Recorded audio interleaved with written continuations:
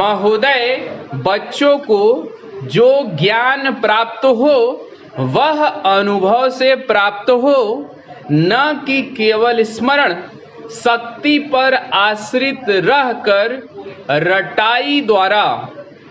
उन्होंने सोचा था और उच्चतम शिक्षा शास्त्रियों का भी यही विचार है कि इस प्रकार से प्राप्त ज्ञान बच्चों में जागरूकता, कार्यकुशलता, स्वतंत्र भावना पैदा करता है, जो इस जीवन के संग्राम में बहुत आवश्यक हो सकता है।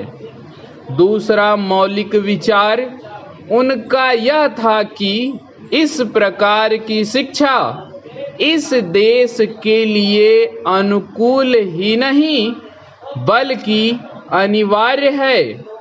बच्चों से जो कुछ भी काम कराया जाए वह उत्पादक काम हो और उससे जो कुछ भी पैदा हो उससे शिक्षा का व्यय यदि पूरा नहीं तो अधिकांश निकल सके, क्योंकि यदि शिक्षा का व्यय दूसरे प्रकार से निकालने का प्रयत्न किया जाएगा तो वह बोझ इतना बड़ा होगा कि शिक्षा सार्वजनिक नहीं बन सकेगी। पिछले वर्षों में जो कुछ भी विचार किया गया था या प्रयोग करके देखा गया, उससे जहाँ तक मैं समझता हूँ वही निष्कर्ष निकाला जा सकता है जो पहले सम्मेलन में हुई बहस से निकाला जा सकता था। हमारे शिक्षा शास्त्रियों ने इस पद्धति की अनुकूलता और श्रेष्ठता तो मान ली थी, पर उनकी दृष्टि में इसके द्वारा शिक्षा का व्यय निकालना असंभव ही नहीं, अनुचित भी था। प्रयोग से देखा गया है कि इस पद्धति की उपयोगिता है और इससे पूरा नहीं तो अधिकांश व्यय निकाला जा सकता है। यह मैं प्राथमिक और माध्यमिक शिक्षा के संबंध में कह रहा हूँ। उच्च कोटि की शिक्षा के संबंध में अभी प्रयोग नहीं के बराबर हुआ है, इसलिए उसके संबंध में अभी कुछ भी कहना संभव नहीं है।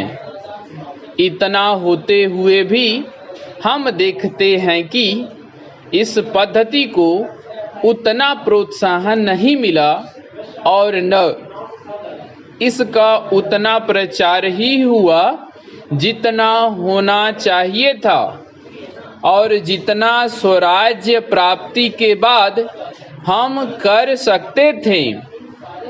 इसका कारण जहाँ तक मैं समझता हूँ यही है कि इसकी उपयोगिता प्रमाणित होने पर भी पुरानी पद्धति पर जो आस्था थी वह अभी दूर नहीं हुई है और इसी कारण शिक्षा के काम में जो व्यक्ति लगे हुए हैं उनका न तो इस ओर ध्यान गया है और न उन्होंने इस विषय पर गहराई से चिंतन ही किया है। आज भी हम इतना ही कह सकते हैं कि इस पद्धति का अभी केवल प्रयोग ही किया जा रहा है।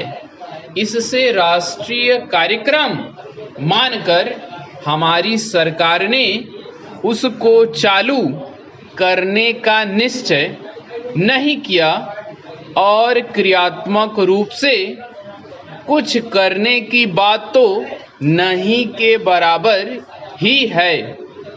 उसका परिणाम यह हुआ है कि पुरानी पद्धति की संस्थाएं दिन प्रतिदिन बढ़ती जा रही हैं और शिक्षा पर सरकार जो कुछ भी व्यय कर सकती है या करना चाहती है उसका बहुत बड़ा अंश उस पद्धति को ही बनाए रखने में व्यय हो रहा है और इस पद्धति को बहुत कम प्रोत्साहन मिला है। मेरा अपना विश्वास है कि शिक्षा में मौलिक परिवर्तन अवश्य किया जाएगा।